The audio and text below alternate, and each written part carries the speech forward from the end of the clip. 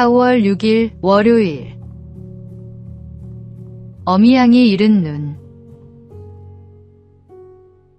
호주에서는 양을 많이 기른다고 합니다. 어느 날 한 목동이 언덕 위에서 양 떼를 지켜보고 있는데 독수리 한 마리가 쏜살같이 내려와 새끼 양을 채가려 했습니다. 어미양은 독수리와 필사적으로 싸웠고 결국 독수리는 포기하고 날아갔습니다. 목동이 달려갔을 때 어미양의 두 눈은 독수리에게 쪼여 피를 흘리고 있었습니다. 그 사이 새끼 양은 어미의 네 발 사이에 들어가 얼굴을 엄마의 발에 비비며 평온히 쉬고 있었습니다. 어미의 눈이 어떻게 되었는지도 모른 채였습니다. 목동은 한동안 그 자리를 떠나지 못했습니다. 눈을 잃으면서도 새끼를 지켜낸 어미양과 그 사실도 모른 채 평온히 쉬고 있는 새끼양의 모습이 마음에 깊이 박혔기 때문입니다. 예수님은 우리를 위해 눈보다 더한 목숨을 바치셨습니다.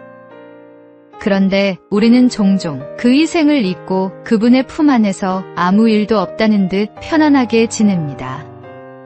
부활의 기쁨 뒤에는 십자가의 희생이 있었습니다.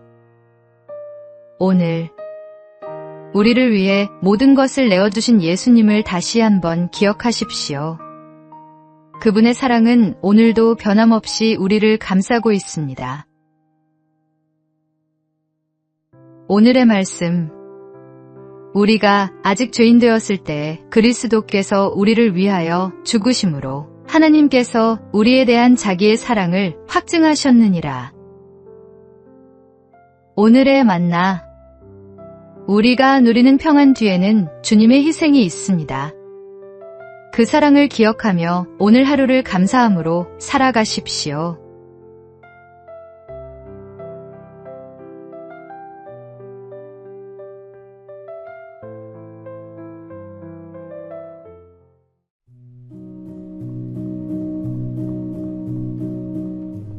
(4월 7일) 화요일. 집을 짓는 사람. 어느 마을에 집을 짓는 일꾼이 3사람 있었습니다. 지나가던 나그네가 물었습니다. 무슨 일을 하고 계십니까? 첫 번째 일꾼이 대답했습니다. 보면 모르나요? 벽돌을 쌓고 있잖아요. 피곤한 얼굴로 투덜거리듯 말했습니다. 같은 질문을 두 번째 일꾼에게 하자 이렇게 답했습니다. 집을 짓고 있습니다. 내 가족이 먹고 살려면 돈을 벌어야 하니까요. 생계를 위해 일하는 사람의 표정이었습니다. 세 번째 일꾼에게 같은 질문을 했을 때 그는 환한 미소를 지으며 말했습니다. 저는 하나님의 집을 짓고 있습니다. 이곳에서 사람들이 하나님을 만나고 위로를 받고 새 힘을 얻게 될 것입니다. 제가 쌓는 이 벽돌 하나하나가 하나님께 드리는 예배입니다. 똑같은 일을 하지만 세 사람의 마음은 완전히 달랐습니다. 하나님께서 함께 하시지 않는 일은 아무리 열심히 해도 결국 헛됩니다. 그러나 하나님과 함께하는 일은 작은 벽돌 하나를 쌓는 것조차도 영원한 의미를 갖습니다. 오늘의 말씀. 여호와께서 집을 세우지 아니하시면 세우는 자의 수고가 헛되며 여호와께서 성을 지키지 아니하시면 파수꾼의 깨어있음이 헛되도다. 오늘의 만나. 오늘 하는 모든 일을 하나님께 드리는 예배로 여기며 기쁨으로 감당하십시오.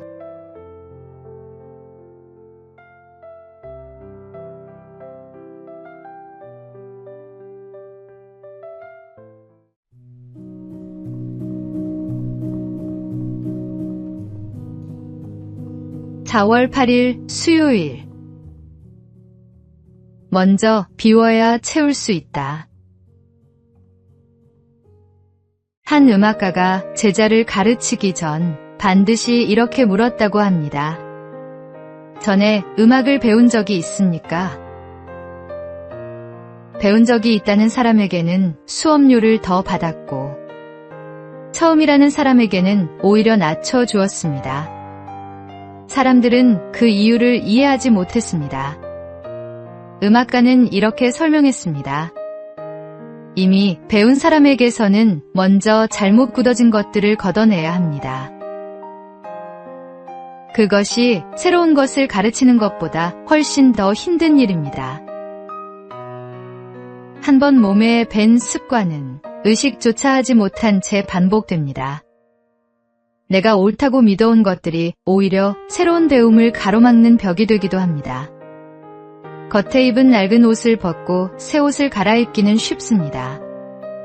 그러나 마음속 낡은 습관과 편견을 벗어내기는 훨씬 어렵습니다. 하나님의 음성을 듣기 위해서는 먼저 마음을 비워야 합니다. 찌꺼기를 걸러내는 데 필요한 훈련은 기도와 찬양과 말씀 묵상입니다. 오늘 하루 내 안에 굳어진 것들이 무엇인지 돌아보고 하나님 앞에 내려놓는 시간을 가지십시오.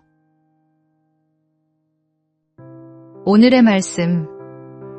누구든지 그리스도 안에 있으면 새로운 피조물이라 이전 것은 지나갔으니 보라 새 것이 되었도다.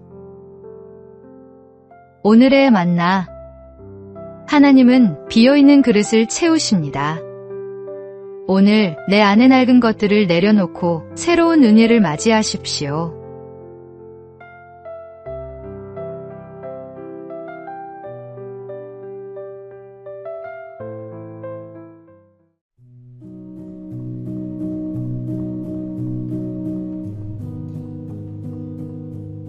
(4월 9일) 목요일.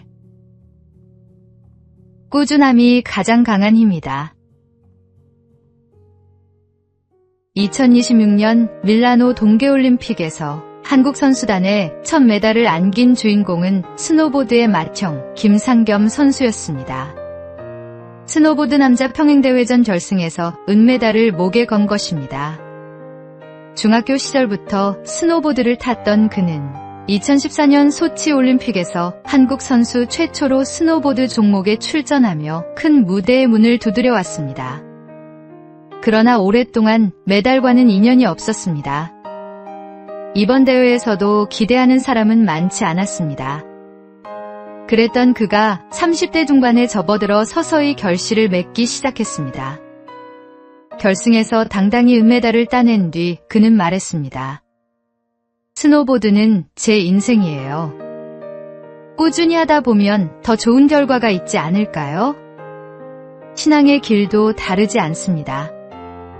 지금 당장 눈에 보이는 열매가 없어도 포기하지 않고 한 걸음씩 나아가는 사람에게 하나님은 때를 따라 응답하십니다. 오래 기다리고 지칠 때가 있습니다. 그러나 포기하지 않는 한 걸음 한 걸음이 쌓여 결국 결승선에 닿습니다. 오늘의 말씀.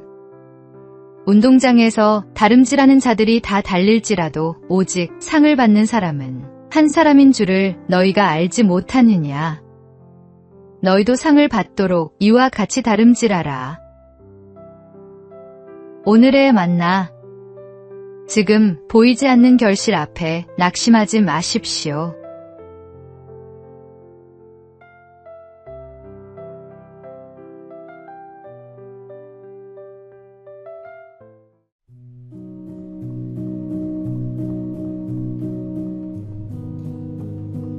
(4월 10일) 금요일. 보이지 않아도 계십니다. 어떤 사람이 신앙인을 찾아와 말했습니다. 당신들은 하나님 이야기만 하는데 도대체 그 하나님이 어디 있습니까? 가르쳐 주시면 나도 믿겠습니다. 신앙인은 그를 밖으로 데리고 나가 태양을 가리키며 말했습니다. 저 태양을 똑바로 한번 보십시오. 그 사람은 잠깐 쳐다보다가 소리쳤습니다. 어떻게 태양을 똑바로 바라볼 수 있단 말입니까? 신앙인이 말했습니다. 하나님이 만드신 태양조차 바로 볼 수 없으면서 어떻게 위대하신 하나님을 눈으로 볼 수 있겠습니까? 그 사람은 아무 말도 하지 못했습니다. 증거를 보여달라고 찾아왔지만 정작 눈앞에 태양조차 똑바로 바라볼 수 없었습니다. 보려 해도 볼 수 없는 것이 있다는 사실을 그는 그제야 몸으로 느꼈습니다. 누구든지 하나님의 살아계심을 의심할 때가 있습니다. 눈에 보이지 않으니 없다고 여기기 쉽습니다. 그러나 바람은 보이지 않아도 나뭇잎을 흔들고 중력은 보이지 않아도 우리를 땅 위에 세웁니다. 하나님도 마찬가지입니다. 눈으로 직접 뵐 수는 없지만 그분이 지으신 세상 곳곳에 그 흔적이 가득합니다. 그분은 지금 이 순간에도 우리 모두를 비추고 계십니다. 오늘의 말씀. 믿음은 바라는 것들의 실상이요 보이지 않는 것들의 증거니.